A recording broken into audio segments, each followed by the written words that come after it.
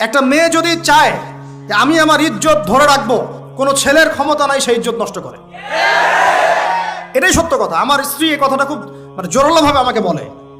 আমি যখন রাস্তায় হাঁটবো, আমি যদি চাই তাহলে কোনো ছেলে আমার কাছে ঘেঁষতে পারবে না। আমি সুযোগ দিলে তখন ঘেঁষতে পারবে। একটা মেয়ে যদি চায় যে একটা ছেলে আমার সাথে ইটিস পিটিস করুক, সে ছেলে করবেই করবে। একটা মেয়ে যদি চায় যে একটা ছেলে আমার পর্যন্ত আসতে পারবে না, আমি আমার ব্যক্তিত্ব গায়রত বজায় রাখবো, আমি ডিস্টেন্স মেনটেন করবো, আমি কোনো সুযোগ দিব না, ছেলে সুযোগ পাবে না কখনো। এত সহজ না।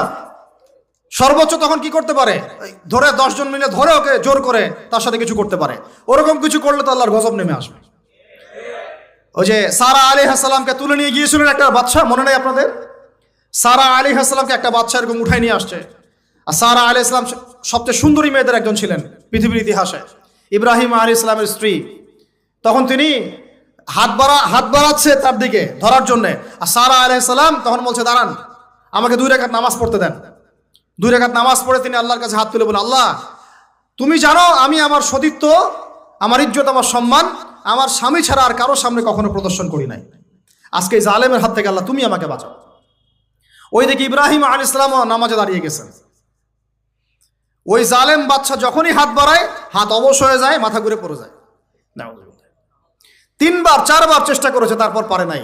শেষে বলেছে, তোমরা আমার কাছে কাকে নিয়ে আসছো, নিয়ে যাও আমার সামনে থেকে। পরে উল্টা হাজরা আলাইহিস সালামকে হাদিয়া সহ দিয়ে পাঠাই দিছে। একটা মেয়ে চাইলে তার ইজ্জত সম্মান এভাবে রক্ষা করতে পারে।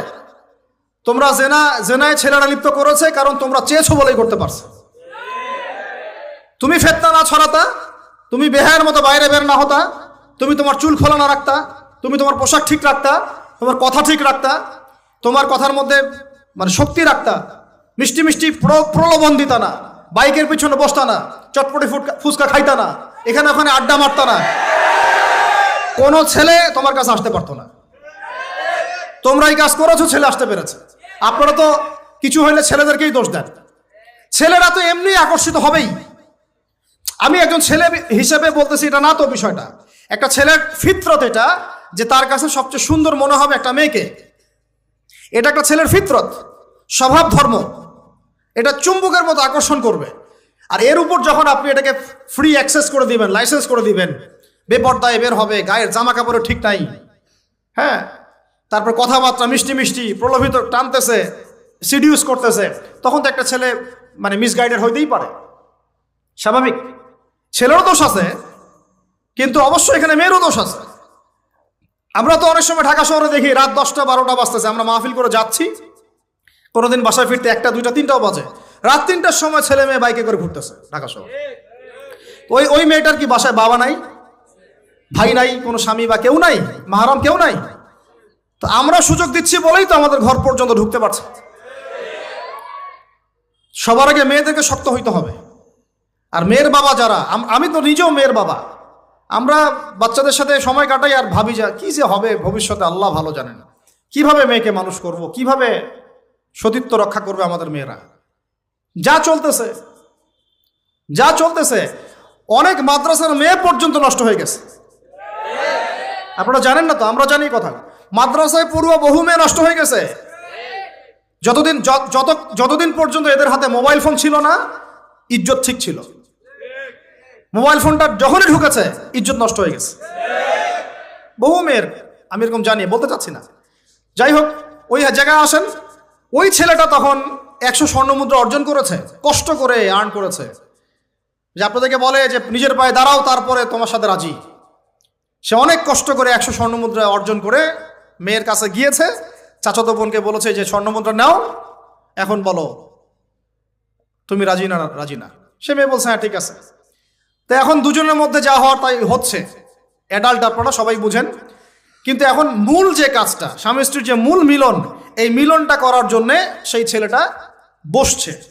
হাদিসের মধ্যে আসছে এভাবে, 2 পায়ের মাঝখানে বসে পড়ছে ছেলেটা, এখনই জাস্ট শুরু করবে।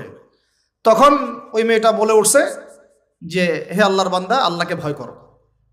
আমি আমার সতীত্ব কখনো নষ্ট করি নাই, তুমি আল্লাহকে ভয় করো। এই কথাটা যখনই বলছে, তখন ওই ছেলের মনের মধ্যে এমনভাবে একটা রিয়াকশন জন্ম নিয়েছে, আল্লাহর পক্ষ থেকে এমন একটা নূর আর হেদায়েত চলে আসছে। ওই অবস্থা থেকে ছেলেটা উঠে চলে গেছে এবং স্বর্ণমুদ্রাও দিয়ে দিচ্ছে, যে স্বর্ণমুদ্রাও আমার দরকার নেই, যা। এবার সেই গুহার মধ্যে বন্দি অবস্থায় আল্লাহর কাছে হাত তুলে দোয়া করতেছে, আল্লাহ তুমি যদি জানো ওই কাজটা আমি তোমার সন্তুষ্টির জন্য করেছিলাম, আজকে আমাকে এই সাক্ষাৎ এই মওতের হাত থেকে বাঁচাও। সাথে সাথে এই পাহাড় পাথর সরে গেছে। এই হাদিসটা আমি এই কারণে বললাম, যদি আপনি আমি জেনা থেকে বেঁচে থাকতে পারি, ইনশাআল্লাহ তাআলা আল্লাহ পাক সাক্ষাৎ মৃত্যুর মতো এই আযাব থেকেও, বিপদ থেকেও আল্লাহ বাঁচাতে পারেন। এটা একটা হাদিস, সবাই মনে রাখবেন।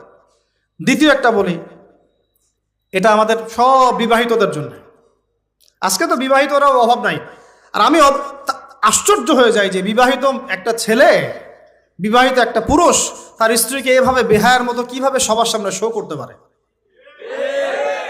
বিয়ে আপনি করলেন, মোহর আপনি দিলেন, সম্পদ আপনার, তার সতীত্ব আপনার, তার সম্ভ্রম আপনার, আপনি নিজে কেন ওকে এভাবে সবার সামনে উত্থাপন করতেছেন? টিকিট আপনি কাটলেন, সিনেমা সবাই দেখবে, ব্যাপারটা এরকম। কি অবস্থা! আবার কোন কোন ঘরে দেখা যায় স্বামীরা কন্ট্রোল করতে চাচ্ছে, কিন্তু মেয়ে বা স্ত্রী কন্ট্রোলে থাকতে চায় না। স্বামীকে বলো তুমি বেশি হুজুর হয়ে গেছো,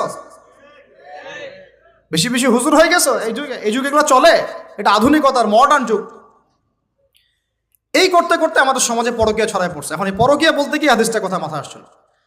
আল্লাহর নবী সাল্লাল্লাহু আলাইহি ওয়াসাল্লামের একজন সাহাবী, মহিলা সাহাবী, কি সাহাবী বলেন? এরকম ঘটনা দুই একটা ঘটেছে, আমি একটা বলতেছি খালি। মদিনা মহিলা সাহাবী কোনো একভাবে এরকম একটা অঘটন ঘটে গেছে। মানুষ তো হতে পারে, কি মানুষ তো পাপ করবে, তাই না? হতে পারে। এখন তিনি গর্ভবতী হয়ে গেছেন। নবী সাল্লাল্লাহু আলাইহি ওয়াসাল্লামের কাছে এসে বলছেন, ইয়া রাসূলুল্লাহ তাহিরনি, আমাকে পবিত্র করেন, আমি অনেক বড় অন্যায় করে ফেলেছি। নবী সাল্লাল্লাহু আলাইহি ওয়াসাল্লাম মুখ ঘুরিয়ে নেন, মুখ ঘুরিয়ে নিয়ে বলেন যে বাসায় যাও, তওবা করো, আল্লাহ মাফ করে দিবে। নবীজি শুনতে চাচ্ছেন না, কারণ শুনলে কোর্টে মামলা আসলে তো বিচার করতে হবে। তিনি বলছেন যে বাসায় যাও, বাসায় যা মাফ, আল্লাহর কাছে ইস্তেগফার করো, আল্লাহ মাফ করে দিবেন। আবার এদিক দিয়ে ঘুরে আস, ইয়া রাসূলুল্লাহ আমাকে পবিত্র করেন, আমি অন্যায় করে ফেলেছি। এভাবে কয়েক দফার পরে নবীজি বলছেন, তুমি কি অন্যায় করেছো? এমন কোনো কাজ কি তুমি করেছো? সুরমা দানিতে সুরমা নেয়ার সময় আমরা যেভাবে নেই, এরকম কোনো কাজ কি তুমি করেছো? মানে উনি শব্দটা উচ্চারণ করলেন না মুখ দিয়ে, একটা এক্সাম্পল মিসাল দিয়ে বুঝালেন, তুমি কি এরকম কোনো কাজ করেছো? অ্যাডাল্ট্রি কোনো কাজ করেছো? তো তিনি বলছেন, হ্যাঁ আমি গর্ভবতী হয়েছি। নবী সাল্লাল্লাহু আলাইহি ওয়াসাল্লাম আমার বিচার করে দেন। তিনি বলছেন যে বাসায় যাও, আগে সন্তান জন্ম দাও, তারপরে দেখা যাবে। সন্তান জন্ম হলো, সেই মহিলা আবার এসেছেন, সাহাবী, ইয়া রাসূলুল্লাহ আমার বিচার করে দেন। বলছেন সন্তান জন্ম হয়েছে, হ্যাঁ। এখন সন্তান কি করে? দুধ পান করে। দুধ পান করাও, 2 বছর দুধ পান করাও, তারপরে বিচার করে দেব। 2 বছর দুধ পান করা শেষ, সন্তান এখন শক্ত খাবার খেতে পারে। কোলে করে সন্তানকে নিয়ে আসছেন। নবী সাল্লাল্লাহু আলাইহি ওয়াসাল্লামকে বলছেন যে ইয়া রাসূলুল্লাহ, এই যে আমার বাচ্চা দেখেন খেতে পারে, এখন একে আমার বিচার করে দেন। দেখেন তাদের পরকালের কনসেপ্টটা কেমন ছিল, তাদের পরকালের চেতনা কেমন ছিল।